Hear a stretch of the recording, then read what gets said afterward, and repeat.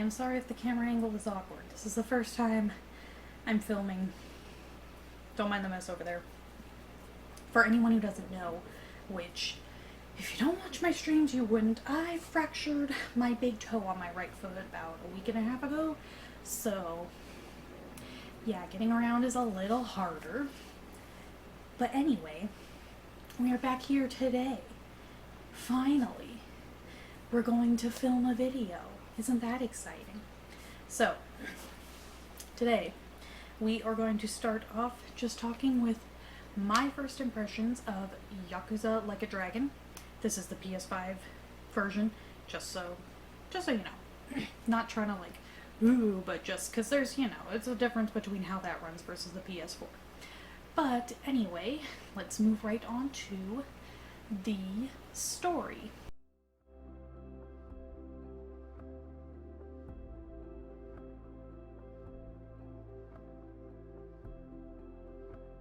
So the story goes, and I did look up just because I was curious, and while it isn't a bad idea and is a little more helpful to play the other Yakuza games, you do not have to have played the previous ones in order to enjoy and play Yakuza Like a Dragon. You do not have to. But it definitely helps, which the funny thing is, after starting playing Like a Dragon, I went out and we got all the rest of the Yakuza games, so I do have them now to go back and play once I beat Like a Dragon. But anyway, so the story is, you are Ichiban, who's, pretty young, early 20s, joined the Yakuza. He was born in a soapland, is what they call that. It's a place where women work. I can't say it because YouTube, but you know what I mean. So he was born there, his mother left him, and he was raised by the women and the owner of the soapland. Middle school, he ended up meeting the Yakuza and he joined them. So that's just how his life's been.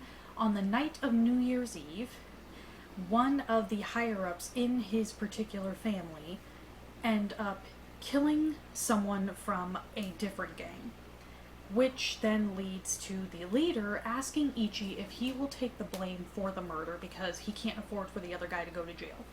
Ichi, being extremely loyal, gladly says, yes, I will. And then he goes to jail for initially what was supposed to be 12 years, but he ends up getting in a fight and 3 years get tacked on, so now he's in jail for 15 years. He finally gets out, and he's expecting his boss to be there because he said he was gonna, but he's not there waiting, and when he does find him, his boss acts like he doesn't know him. Things are completely different, and Ichi's just trying to figure out what on earth is going on. That's all I'm gonna give for, because obviously I haven't played the full game anyway, so that's all I'll give for the basics of the story, but I don't want to get into too much detail of all the, different characters and everything, because we'll be sitting here for a while if I get into that. But that is the basis of the story for Yakuza Like a Dragon. Anyway, let's move on to the gameplay.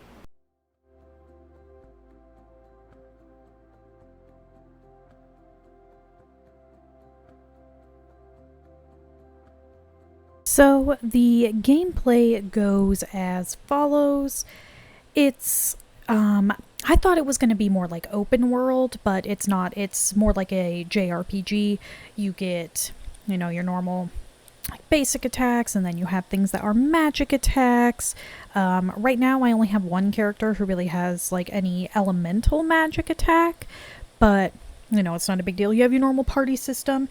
It works off of how Final Fantasy XII does, of you're all kind of standing there and it looks like it's a free-for-all, but it still is turn-based, and it shows you, whose turn is next, whose turn it is now. So the combat, it flows good.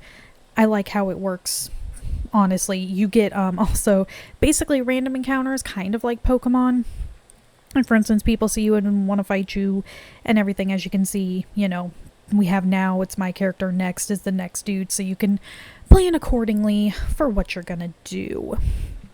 So, other aspects of gameplay, honestly, there's a lot to this game, because there's even a lot of little mini game, not even mini game, but I guess one of them is a mini game. Like, you can do this thing of a mini game for newspaper collecting in order to get money, and of course you have side quests that some of them involve, actually all of them, from what I remember, except for one so far, have involved a boss fight, but they're all varied and whatnot. Like, you have this side quest that has this very interesting mini game of keep the sheep away to stay awake. This is a very weird, surreal moment for me. I had no idea what was going on, but it's definitely got that Japanese humor. Let me tell you, it's got that humor like that, but that's good. We enjoy that. So you get a lot of that. You get, you know, your normal. You run around. You can look under vending machines for money. You also use food items or other things for health and your mana. And then you also, of course, can equip clothing and different weapons, but it doesn't show up on your character. Your character always has the same look, which I kind of prefer, because a lot of the times I like the armor, like the stats it gives, but I won't like necessarily how the clothes or the armor looks. Maybe that's just me being vain. Who knows? But anyway, the game runs amazingly smooth. Like I said, I'm playing on the PS5. With the PS5, like, it loads so fast. It has loading screen tips, but I literally can never read them because it loads very fast. I've never had issues of lag or anything. It always, you know, runs great. And the game looks great. Like, it looks beautiful. You get plenty of, you know, shots around the scenery, and at night it looks so nice to me. It makes Japan, I've never been there, but it makes Japan look so nice. The graphics look great. Look at this. It's beautiful looking. And it's like, you know, when you run into stuff, it'll do things like bikes will fall over. You'll have the flag, so those nice little touches. You get like the lens flare things. It looks good and runs good. I mean, what more could you ask for in those regards? It's got the varied gameplay, which it makes it so it doesn't get stale, because you can always just choose to ignore those kinds of fights if you want for the random encounters and everything. You obviously don't have to do every one of them. I did get hit by a car there, but it's got all of those wonderful and fun things. And as you get onto the game, there gets a point where Ichi gets his bat that he has on the cover. And it's at that point, because he keeps comparing everything to the game Dragon Quest. He's really into Dragon Quest and like wants to be the hero from Dragon Quest.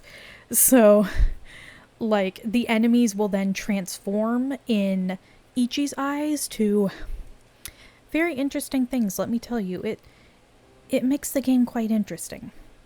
That's definitely an interesting mechanic. You've got all this, you know, your menu with a bunch, all this kind of stuff. It's got the tips. You can call a taxi service. There's a lot of cool features and everything. But that is it for the rambling about how beautiful and smooth the game looks and runs. It's great. It's a fun time. There's a lot of humor, but also a lot of heart. We are going to move on to my thoughts and opinions.